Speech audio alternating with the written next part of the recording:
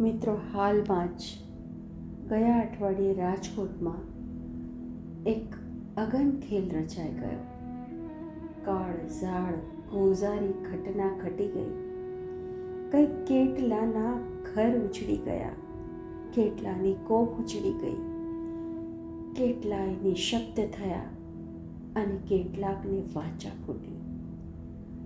આવા જ આપણા એક સંવેદનશીલ કવિ શૈલેષ પંડ્યા નિશેષની કલમે એમનું કહેવું છે કે આ કોઈ કવિતા કે ગીત નથી વાહવાહીની ગઝલ કે કોઈની ટીકા પણ નથી, પણ એક ડૂમો રાજકોટની કરુણાંતકાનો હૃદયને વલોવતો હતો. એને માત્ર શબ્દ દેહ આપ્યો છે. આ ઘટના સત્ય દિલને વલોવતી હતી, સતત દિલને વલોવતી હતી, એટલે લાગણીનો ઉભરો ઠાલવ્યો છે. ત્યારે રાજકોટ પણ લોહીના આંસુડે રોયું. મનખાએ જ્યારે આ માણસપણું સાવ ખોયું, ત્યારે રાજકોટ પણ લોહીના આંસુડે રોયું. કાચી સાવ કળીઓના શમણાને આગની જ્વાળામાં બળબડતા જોયા.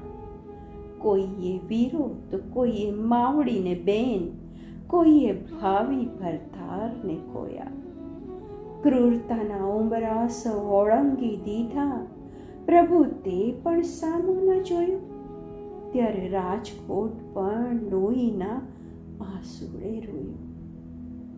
છાતીનો કાળઝાળ ઘેરો કંપારો આજે ચોધાર ડુસકે ચડ્યો છે. ધગધગતા કોલસાને છાતીએ ચાપીને પડછાયો કેટલોય રડ્યો છે. કડકડતા નિહાકા ઉલેચી હાથેને લાગ્યો છે કાંડું પલોયું. ત્યારે રાજકોટ પણ લોહીના આંસુડે રોયું. મોતનું આ તાંડવ ખેલાઈ ગયા પછી રમવા લાગ્યા છે સૌ ખોખો. જજરાતી ચામડીને ગીધડાની જેમ તમે ખેંચાય એમ ખેંચી તો લ્યો. સાષ્ટાંગ ફૂલડાને હોમ્યા પછી કહો તનડું છે દૂધેથી ધોયું. ત્યારે રાજકોટ પણ લોહીના આંસુડે રોયું. રોમ રોમ દાઝેલા ધ્રુસકા કહે છે, કોઈ અમને તો આવીને પૂછો.